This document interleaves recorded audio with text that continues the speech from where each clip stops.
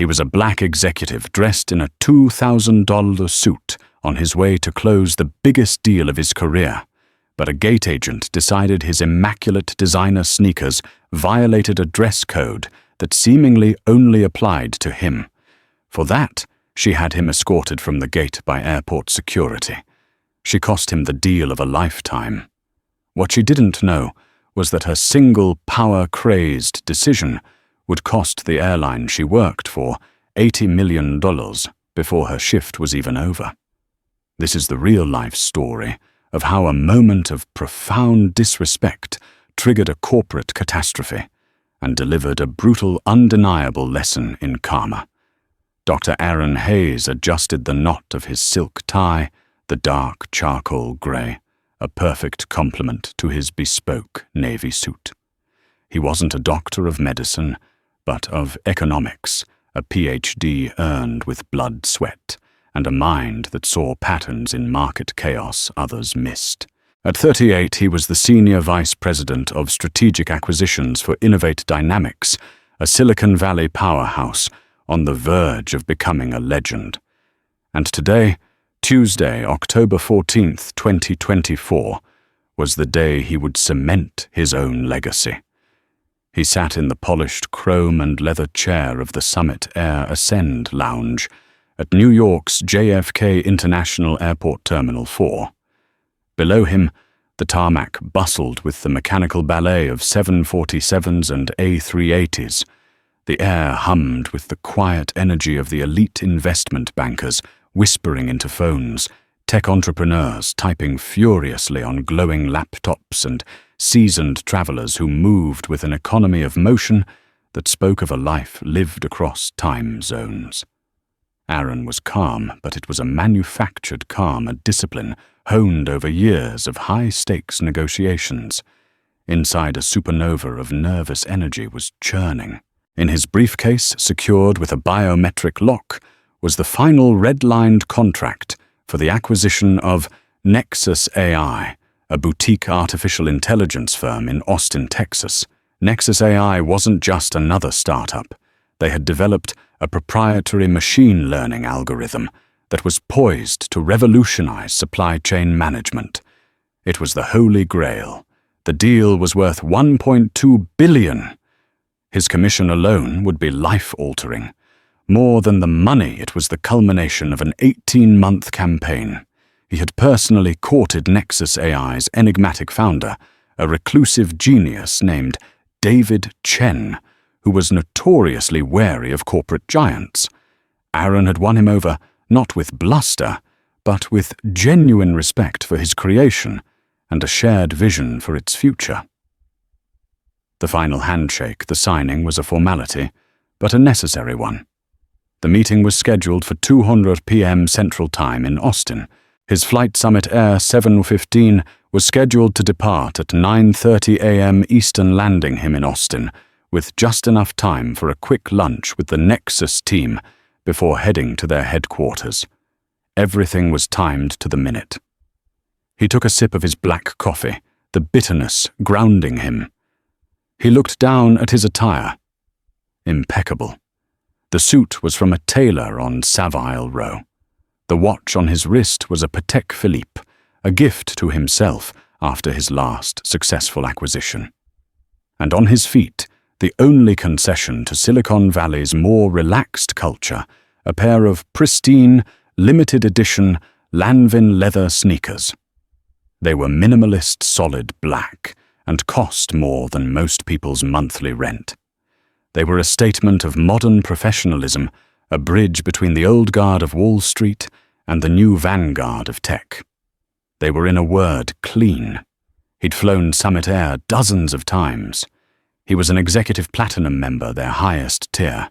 He knew their policies, their staff, their fleet. He chose them for their perceived reliability, the very quality he needed most on a day like today. At 8:45 a.m., the boarding announcement for Flight 715 echoed softly through the lounge. Oren finished his coffee, slid his laptop into its sleeve, and snapped his briefcase shut. He walked with purpose, a man at the peak of his powers, moving toward a destiny he had meticulously crafted. The gate B-32 was just a short walk away. He felt the familiar low-level anxiety that preceded every major event in his life, but it was overshadowed by a profound sense of readiness. He had prepared for every contingency, every possible negotiation tactic from David Chen, every logistical hiccup. Or so he thought. He had not and could not prepare for Brenda Walsh. Brenda Walsh stood behind the podium at Gate B-32 like a sentry guarding a fortress. She had been a gate agent for Summit Air for 19 years. In that time, the glamour of the airline industry had faded, replaced by the relentless pressure of on-time departures, overbooked flights, and increasingly entitled passengers. She'd seen it all, and her patience had worn as thin as the polyester of her company-issued blazer. She wielded her authority, what little of it she had, with a rigid and uncompromising grip. The rule book was her Bible, and she was its most fervent preacher. The line moved smoothly at first. First-class uniformed military personnel families with small children. Then came the premier status members. Aaron stepped forward, pulling up the boarding pass on his phone. He offered a polite smile. "Good morning." Brenda didn't look up from her screen. She grunted a sound of bare acknowledgement and scanned his pass. The machine beeped green. But as Aaron moved to step past the podium, her eyes darted down, catching sight of his footwear. Her face, already set in a mask of stern indifference, tightened. "Hold on," she said. Her voice was flat, but carried the unmistakable edge of authority. Aaron paused, turning back. "Is there a problem?" "Your shoes," she said, finally lifting her gaze to meet his. Her eyes were small and suspicious. "They don't meet the dress code for our first-class cabin." Aaron blinked.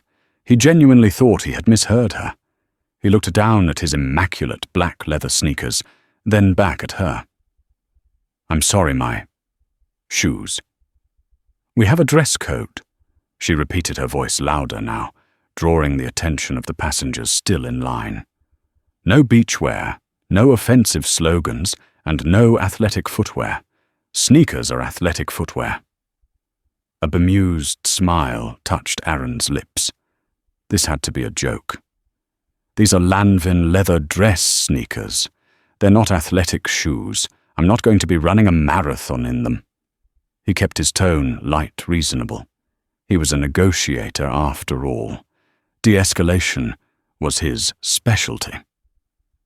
"Sir, they have rubber soles and laces.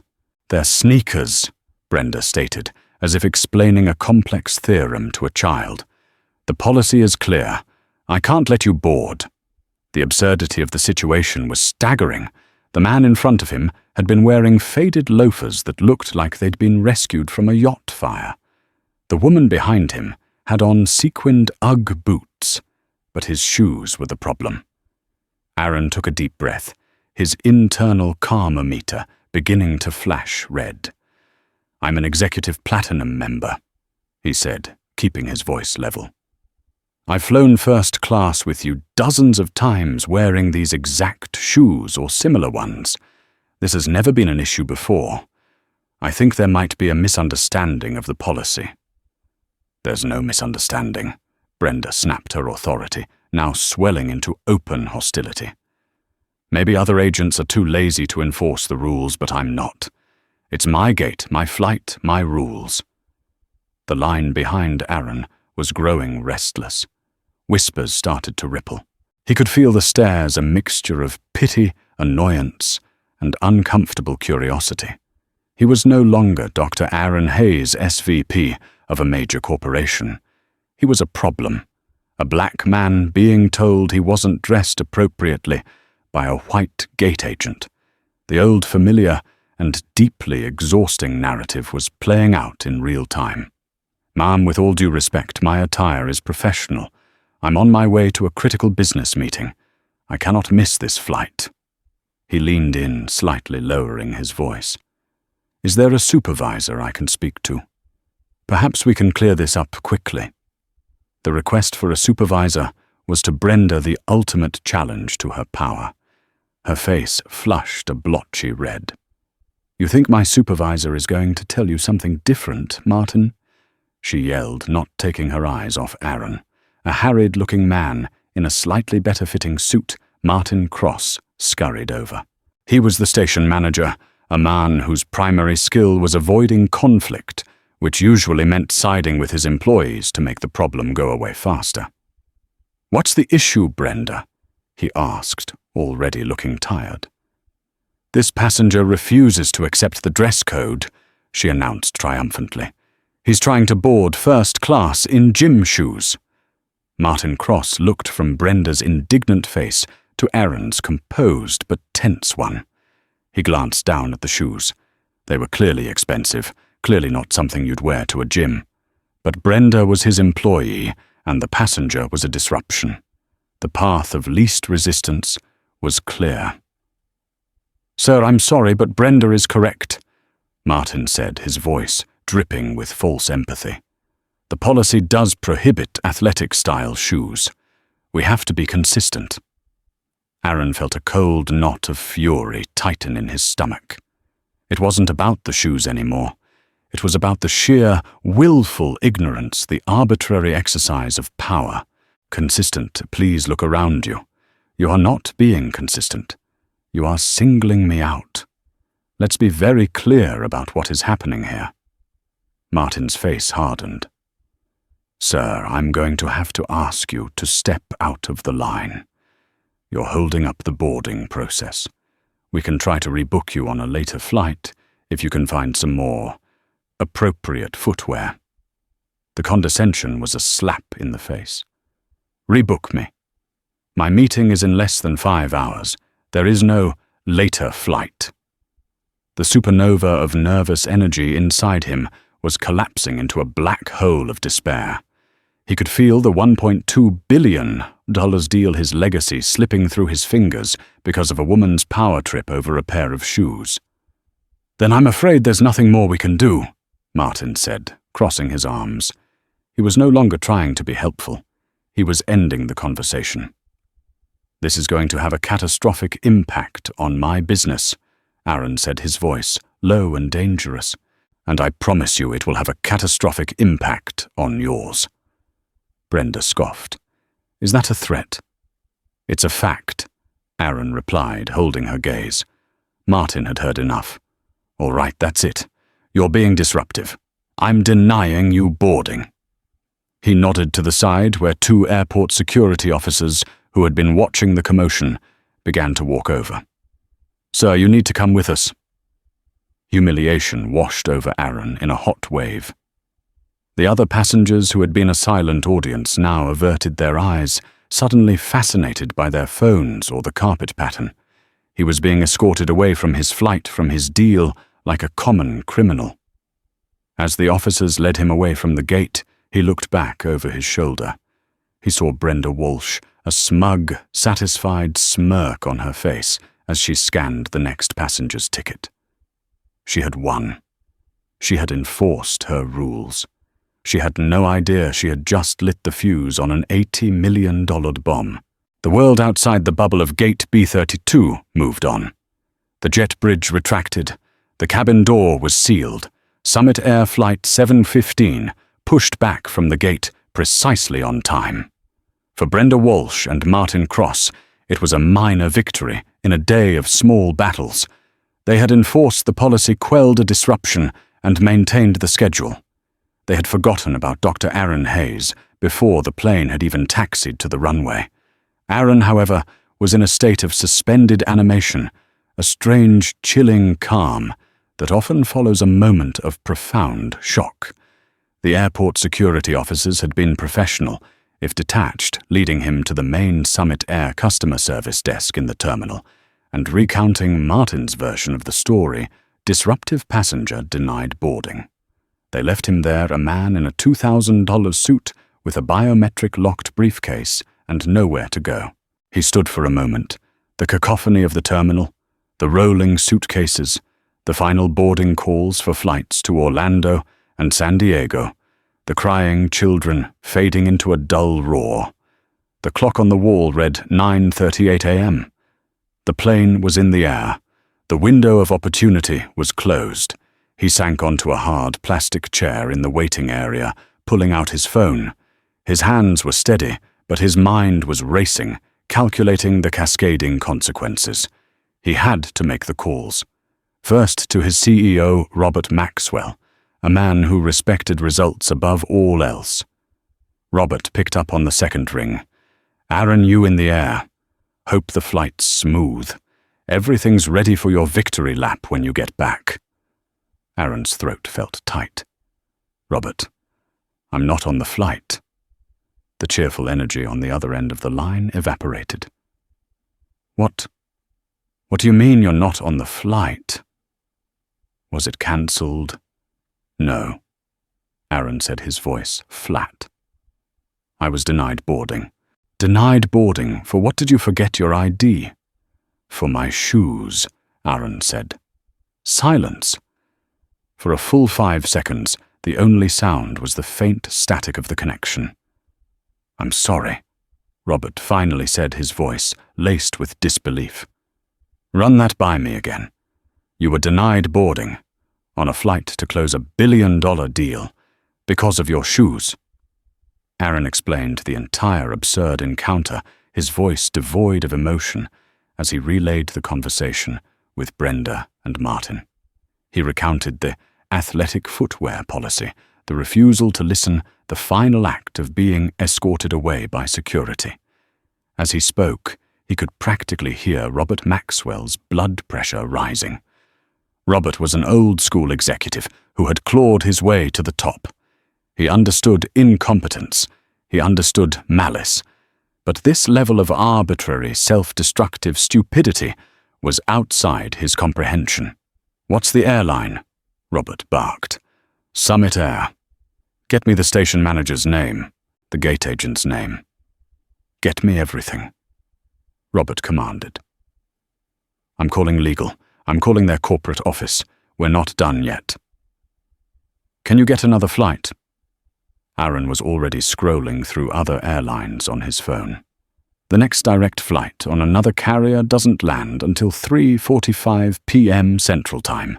I'd miss the meeting entirely. I could try to get a connection through Dallas, but it would still be too late." "And Chen?" Robert asked, his voice grim. David Chen, the founder of Nexus AI. Punctuality and respect were the twin pillars of his business philosophy. He had once walked out of a preliminary meeting with a competitor because their representatives were 7 minutes late. Being a no-show wasn't an option. "I have to call him Robert," Aaron said, dread coiling in his gut. "I have to tell him what happened." "Wait," Robert said. "Let me try to get Thornton on the phone first." Jeffrey Thornton, the CEO of Summit Air, a man known for his slick corporate image and ruthless cost-cutting measures. While Robert began his corporate warpath, Aaron made the call he dreaded most. He dialed David Chen's direct line. "Aaron." David's voice was calm and precise. "You should be in the air. I trust the journey is proceeding as planned." "David." Aaron began, his own voice sounding foreign to him. "There has been an unforeseen complication with my travel." He explained the situation again, this time feeling the full weight of the professional humiliation. He was explaining to the man whose genius he had championed that he had been grounded over a pair of shoes. He tried to frame it as an unfortunate, bizarre incident, but the absurdity was inescapable. David Chen was silent for a long moment after Aaron finished. When he finally spoke, his voice was cool, all the previous warmth gone. "So to be clear, Summit Air, your chosen carrier, has prevented you from attending our final meeting for a reason that is by any logical measure nonsensical." "That is an accurate summary, yes," Aaron said. "This deal," David said slowly, "was built on a foundation of precision, mutual respect, and flawless execution. It seems your organization's logistical planning has failed on a fundamental level. If a simple flight cannot be managed, it raises serious questions about the management of a multi-billion-dollar integration. David, this was not an Innovate Dynamics failure. This was a single airline employee. It does not matter. David cut him off. The result is the same. The meeting is at 2:00 p.m. You will not be here. The trust I had in this process has been compromised. I'm sorry, Aaron. The deal is off. Please inform Mr. Maxwell. I will have my legal team formalize the termination of our letter of intent. The line went dead. Aaron lowered the phone. A wave of nausea washed over him. The deal was dead. 18 months of work gone. His legacy vaporized. He looked at his briefcase. The contract inside was now just a sheaf of worthless paper. Just then his phone buzzed. It was a text from Robert. Thornton's office won't put me through. They said he's in meetings. Their PR person offered me a $500 flight voucher and a canned apology for the inconvenience. I told them to go to hell. The market is going to get wind of the Nexus deal collapsing any minute. Brace yourself.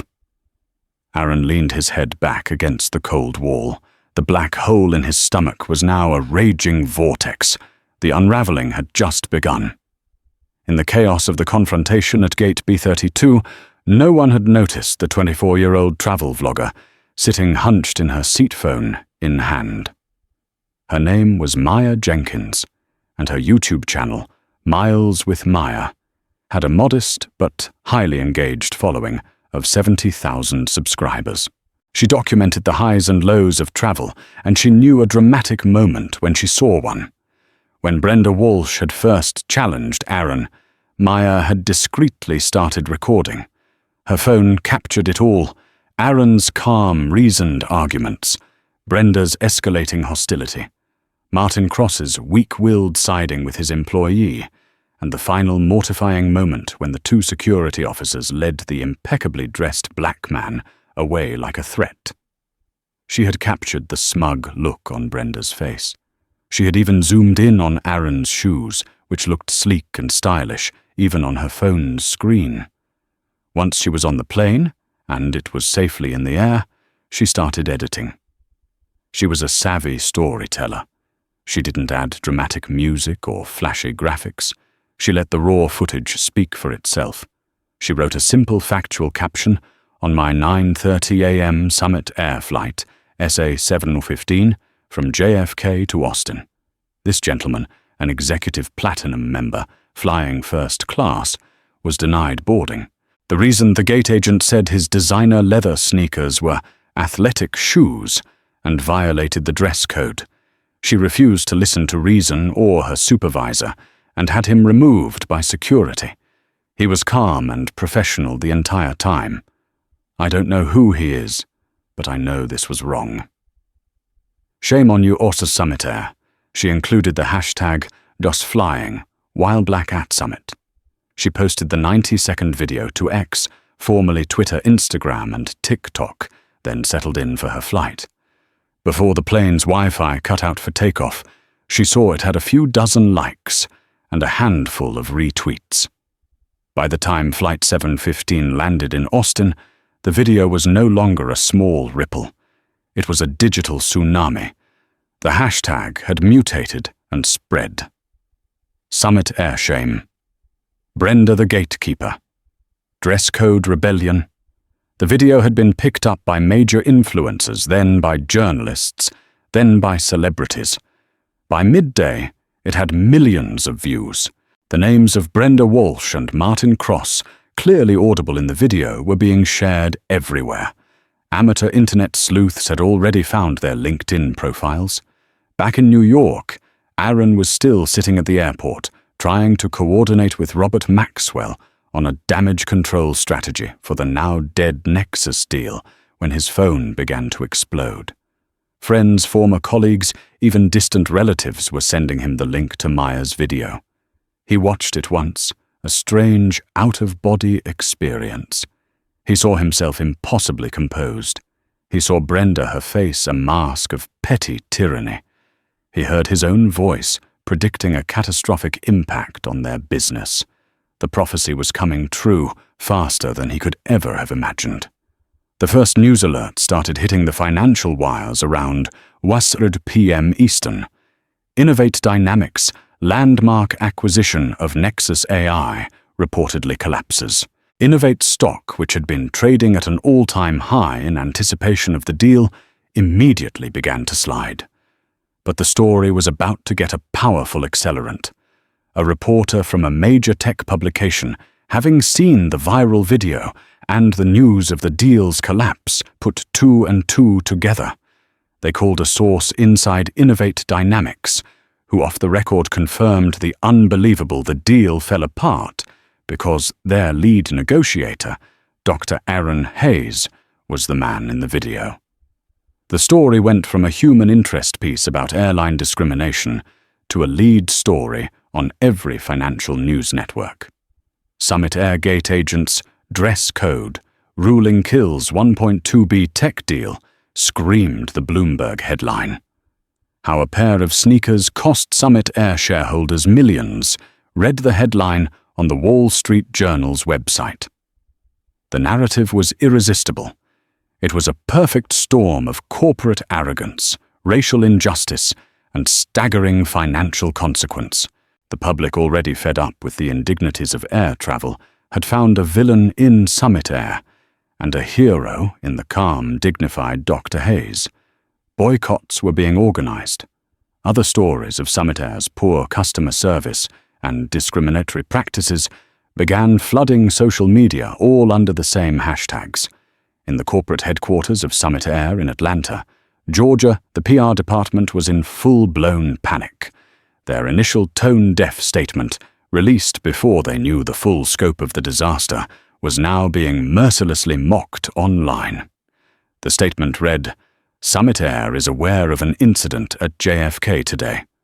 We enforce our policies consistently to ensure a safe and comfortable environment for all our passengers. We apologize for any inconvenience this may have caused." Inconvenience. One popular comedian tweeted, "You call vaporizing a billion-dollar deal an inconvenience. Did the passenger also find the complimentary peanuts to be unsatisfactory?" The tweet got 100,000 likes in an hour. The viral storm was no longer just about a video. It was about Summit Air's stock price, which was now in freefall. The initial dip from the bad press had turned into a nosedive as institutional investors began to grasp the magnitude of the incompetence. The company wasn't just guilty of bad PR, they were guilty of destroying value on an epic scale. The market was punishing them for it, swiftly and brutally, and the day was far from over.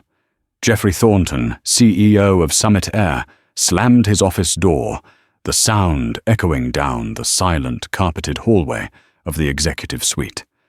His face, usually tanned and composed for television interviews, was a ghastly shade of pale.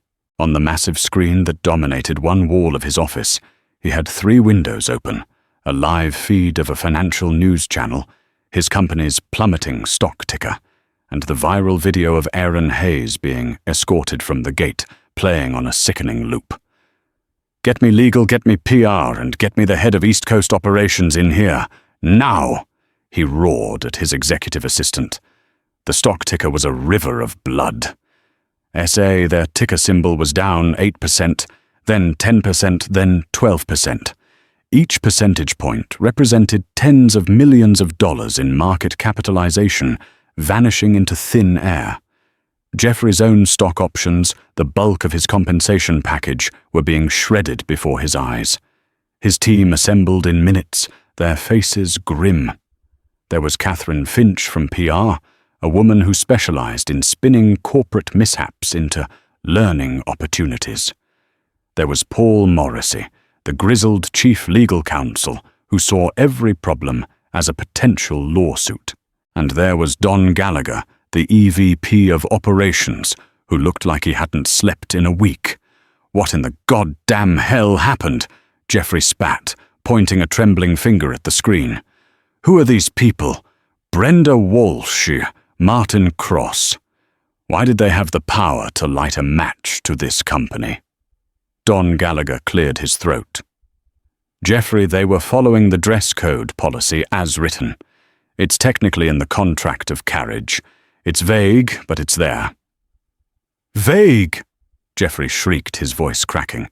"Don, the man was wearing shoes that cost more than your car. Since when do we stop a top-tier frequent flyer traveling to close $1 billion deal over his footwear? Do you have any idea what this makes us look like?" From a public relations standpoint, Catherine Finch began, her voice carefully modulated. "The narrative is challenging. We are being framed as both discriminatory and incompetent. The financial angle has taken this from a customer service issue to a fiduciary crisis." "No kidding, Catherine," Jeffrey shot back. "The market doesn't care about our feelings. It cares about the fact that our incompetence just nuked a deal for another major corporation. Innovate Dynamics is going to sue us into the Stone Age. Their CEO, Robert Maxwell, is already on a warpath. He told my office he wants scalps." Paul Morrissey, the lawyer, finally spoke. "Legally, our liability in the collapse of their deal is difficult to prove. We are protected by the contract of carriage, which gives us broad discretion to deny boarding. However, the reputational damage is a different animal. And if Innovate can prove gross negligence—" He let the sentence hang in the air. The financial news anchor on the screen was now interviewing a market analyst. "It's breathtaking, really," the analyst said, shaking his head. "We estimate that in the 5 hours since this story broke, Summit Air has lost approximately $80 million in market value, and it's showing no signs of stopping. This is a case study in how a failure in frontline customer service, exacerbated by a tone-deaf corporate response, can have immediate and devastating financial consequences." $80 million. The number hung in the air of the CEO's office, a monument to a single stupid decision. $80 million, Jeffrey whispered, sinking into his leather chair. It was a figure so large it was almost abstract. It was more than the annual salaries of Brenda Walsh, Martin Cross, and every other employee at JFK combined. It was a black hole, and it was threatening to swallow him whole. "So what's the plan?" he demanded, looking at the faces around him. "How do we stop the bleeding?" Catherine Finch stepped forward. First, a new statement. A full, unreserved apology. We announce the immediate unpaid suspension of the 2 employees involved, pending a full investigation. Second, we reach out to Dr. Hayes directly. We offer him a personal apology from you, Jeffrey. We offer him free flights for life, a major charitable donation in his name to a non-profit of his choice. We have to make him whole publicly. "And what about the money?" Jeffrey asked, his voice hollow. "How do we get the $80 million back?" Everyone in the room was silent. They all knew the truth. They couldn't. That money was gone, burned on the altar of Brenda Walsh's ego. The stock wouldn't just bounce back. Trust once shattered doesn't glue back together overnight. They had become a punchline, a cautionary tale. "Find me everything there is to know about this Dr. Aaron Hayes," Jeffrey commanded, his eyes narrowing. "Find me his pressure points. Find me something, anything we can use to contain this." But as he would soon discover, Dr. Aaron Hayes was a man of impeccable character. The only leverage anyone had was the truth, and the truth was a weapon that was currently pointed directly at Summit Air's heart. The meltdown was far from over. The board of directors had been silent so far, but they were watching the stock ticker too, and they would be looking for someone to blame. In the cold, unforgiving calculus of the modern world, actions have consequences. But rarely are they so swift, so proportional, and so utterly devastating. For the individuals who had orbited the incident at Gate B32, karma was not a distant philosophical concept. It was a tidal wave that arrived overnight, and it washed away their lives as they knew them. Brenda's world began to shrink the moment Maya Jenkins's video went viral. It started with her phone, which began to buzz with a ferocity she'd never experienced. At first, it was notifications from her own social media friends, asking if that was her in the video. Then the floodgates opened. Her phone number, somehow unearthed from the digital ether, was posted on a notorious internet forum. The buzzing became a constant demonic hum. Hundreds, then thousands of messages poured in. They were a torrent of pure vitriol. "Hope you enjoy the unemployment line, you power-tripping hag. Your face is the official logo of petty tyrants everywhere. My 5-year-old has better judgment." Summit Air shame. Worse than the hate were the memes. Her smug, triumphant face from the video was photoshopped onto images of dictators of movie villains of hall monitors. There were endless pictures of Aaron's Lanvin sneakers captioned, "The shoes that broke an airline." She threw the phone across the room, but she couldn't escape. When she turned on the TV, a cable news pundit was dissecting her body language, calling her a textbook example of misplaced authority.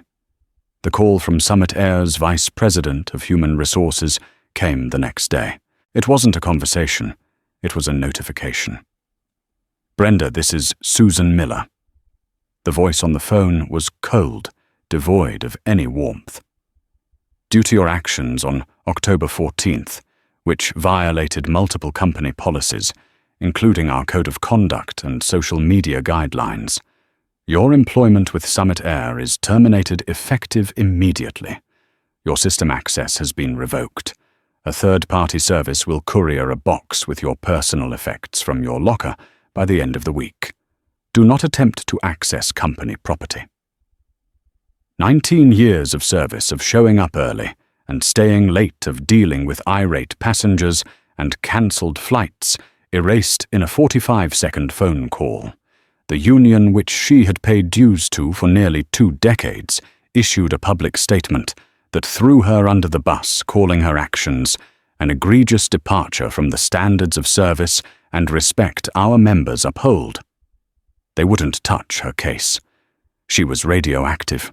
A week later, desperate for some sign of support, she watched with a flicker of hope as a "We Stand with Brenda Walsh" GoFundMe page was launched by a political commentator who claimed she was a victim of the woke mob. She envisioned a war chest, a legal fund Vindication. The fund raised $47 and a deluge of 1-cent donations, each accompanied by a comment like, "Here's a penny for your thoughts. Maybe next time you'll have one." Her would-be champion abandoned the campaign within a day. Her final crushing humiliation came at her local supermarket. As she stood in the checkout line, she heard a teenager whisper to his friend, "Hey, look, it's the sneaker lady." The cashier, a young woman who had always been friendly, refused to make eye contact. Brenda fled the store, leaving her groceries behind. The smug fortress of Gate B32 had crumbled, leaving her exposed and alone in the ruins of her life. Martin Cross experienced a more refined corporate execution. He was summoned to the Atlanta headquarters, a trip he assumed was to strategize a response. He walked into a sterile boardroom to find not his direct supervisor, but Don Gallagher, the executive vice president of operations and a lawyer from the legal department. There were no pleasantries. "Martin Book." Gallagher began, his voice flat as a runway. "Your file says you've been with us for 24 years. You've been a station manager for 12. In all that time, what would you say is the primary role of a manager in a customer-facing situation?" Martin flustered, stammered, "To support my staff, to enforce company policy." "Wrong!" Gallagher cut him off. "The primary role is to exercise judgment. It's to de-risk situations. It's to understand the difference between the letter of the law and its spirit, and to protect the brand and the assets of this company. On October 14th, you had a choice. You could have used the authority and discretion we pay you for to diffuse a minor issue.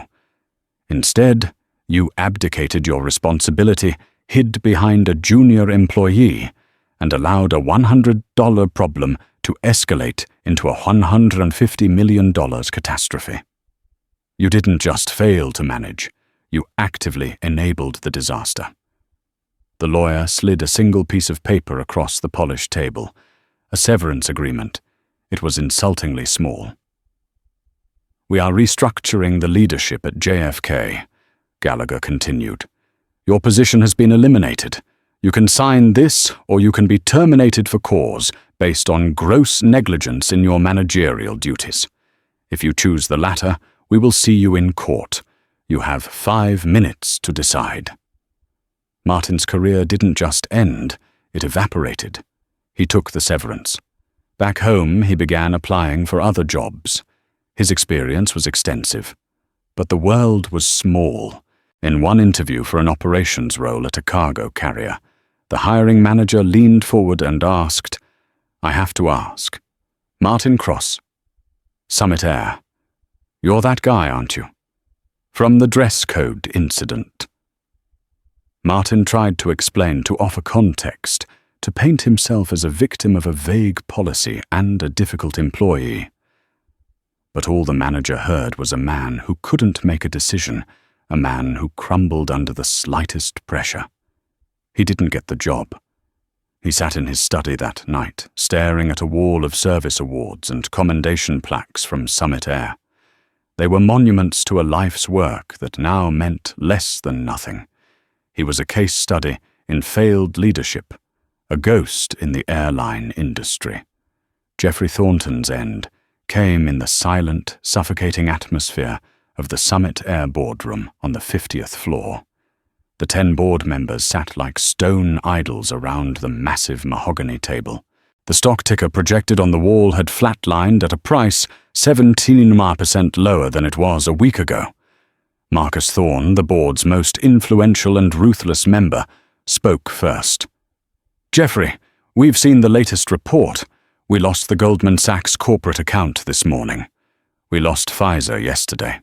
The total projected loss from corporate contracts alone is now estimated at $40 million a year. This is no longer a PR issue. This is a fiduciary crisis." Geoffrey, desperate, tried one last gambit. "Marcus, this is a social media firestorm, a witch hunt. It's a vocal minority. Don't you dare!" Thorne's voice was like ice. "Do not insult our intelligence by blaming this on the woke mob. I don't care about politics. I care about shareholder value. You fostered a culture so focused on penny pinching and on-time departures that your employees forgot how to think.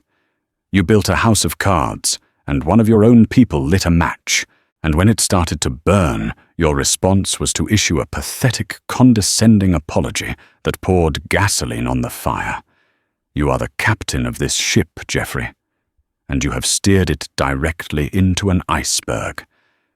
He was presented, not with a choice, but with an ultimatum. Resign, effective immediately, citing personal reasons. In return, the board would not pursue a for-cause termination, which would allow them to claw back over $10 million in bonuses. If he refused, they would fire him, and their legal team would sue him for breach of fiduciary duty. The arrogance finally drained from Geoffrey's face, replaced by the pale, slack-jawed look of defeat. He signed the resignation papers. His reign was over. As he was escorted from the building by a security guard, not in handcuffs, but with a cold finality that was just as humiliating, he saw his official corporate portrait already being taken down in the lobby. He, the master of the skies, had been grounded permanently.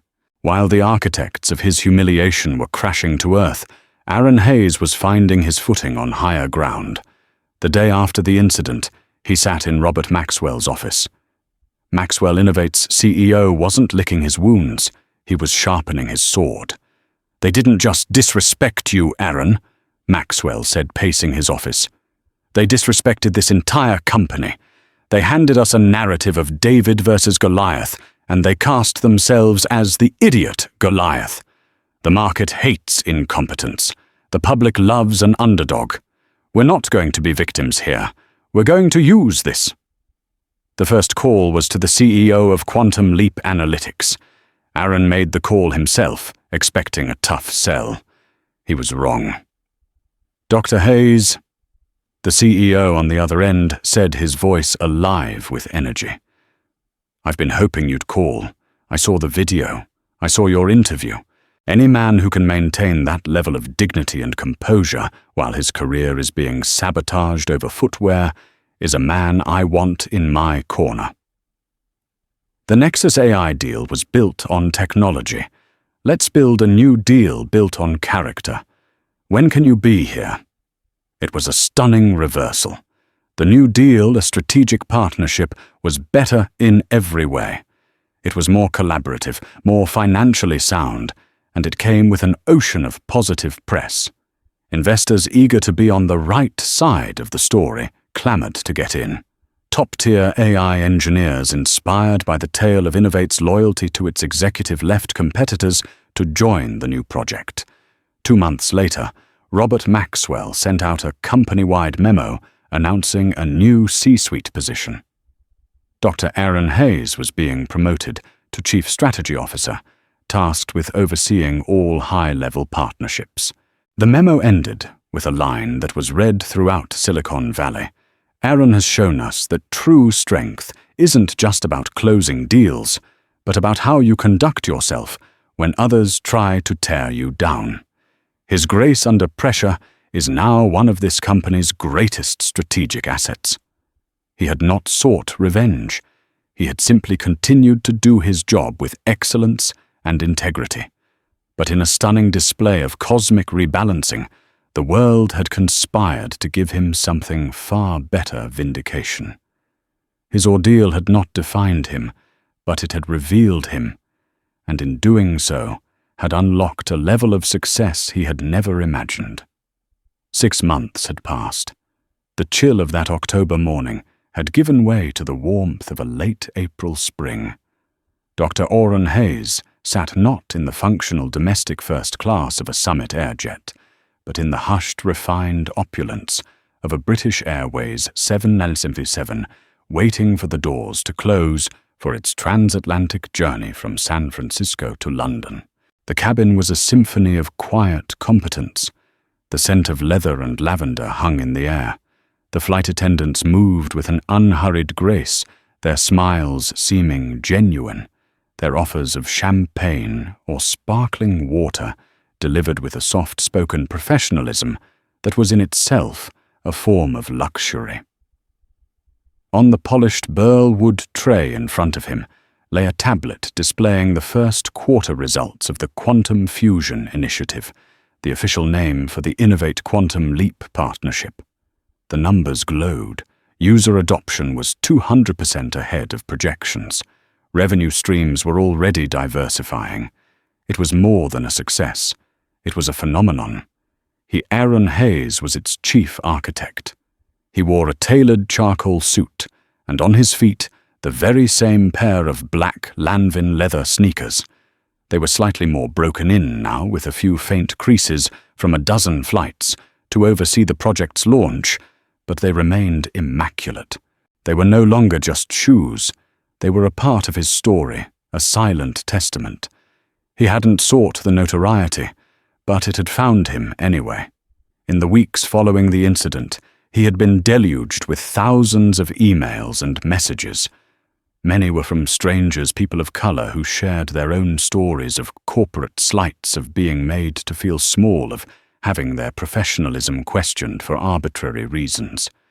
He had become an unwilling icon for a silent, frustrated demographic.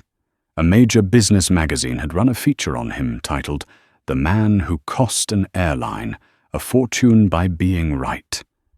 He found the fame uncomfortable, but he also felt a new sense of responsibility. He had been given a platform, and he began using it quietly, joining the boards of 2 non-profits dedicated to advancing minority executives in the tech sector. A flight attendant, a distinguished woman in her 50s with kind eyes, paused by his seat. "Dr. Hayes?" she asked softly. Aaron looked up from his tablet. "Yes." "Forgive me for disturbing you. I just wanted to say it's a pleasure to have you with us today." She glanced down at his feet, and a knowing smile touched her lips. "My son is in his final year at the London School of Economics. They actually teach your story now.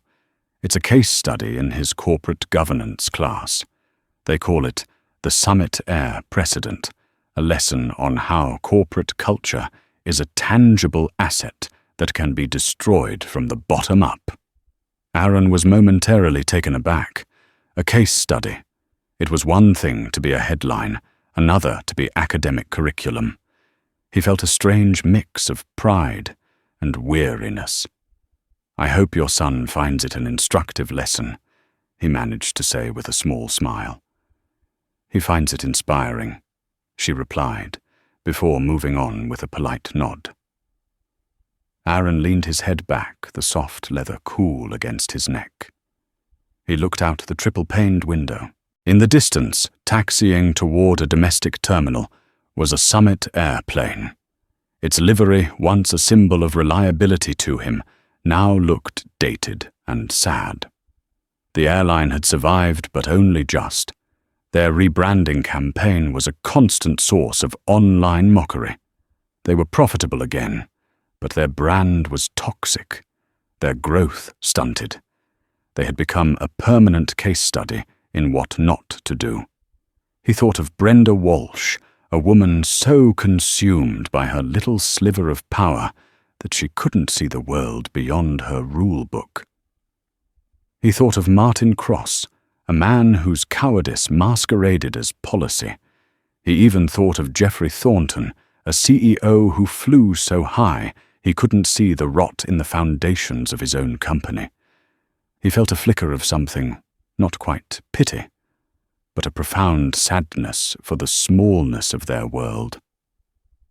They had tried to put him in a box to define him by their own narrow standards, and in the end had only succeeded in building prisons for themselves.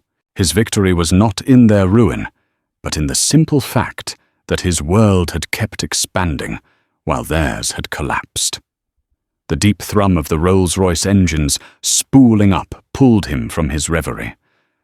The plane began its powerful roll down the runway, pushing him back into his seat.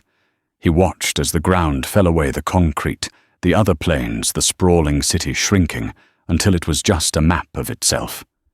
As the jet broke through the initial layer of coastal fog and into the brilliant, unending sunshine above the clouds, Aaron felt a sense of profound peace. He was climbing. He was leaving the noise and the mess behind, ascending to a new altitude. The meeting in London wasn't just a meeting. It was a victory lap for his team, a celebration of what they had built from the ashes of a collapsed deal. He had learned that true power wasn't about enforcing petty rules or occupying a corner office. It was about resilience. It was about turning a moment of public humiliation into a source of private strength. It was about knowing your own value, even when, especially when others tried to tell you that you were worthless. He closed his eyes not out of fatigue, but to savor the moment. He was no longer just Dr. Aaron Hayes, the executive. He was Dr. Aaron Hayes, the case study, the symbol, the man who proved that sometimes the best response to injustice is simply to rise above it on your own terms and to build your own future in the clear, clean air. Dr. Aaron Hayes' story is a stark reminder that in our hyper-connected world, the actions of one person can create ripples that become tidal waves. A single moment of prejudice, a single abuse of power didn't just cause a personal inconvenience. It triggered a financial earthquake, reshaping careers and the future of a multi-billion-dollar corporation. It demonstrates that character is capital, and dignity has a value that can and will eventually show up on the bottom line. Karma in this case wasn't a mystical force. It was the swift and logical consequence of a company's culture failing its most basic test. If this story resonated with you, and if you believe that respect and dignity should be non-negotiable in business and in life, please help this story reach more people. Hit that like button, share this video with someone who needs to see it, and be sure to subscribe for more true stories where the scales of justice and karma are finally balanced. Let us know in the comments, what do you think was the most critical mistake Summit Air made? We want to hear from you.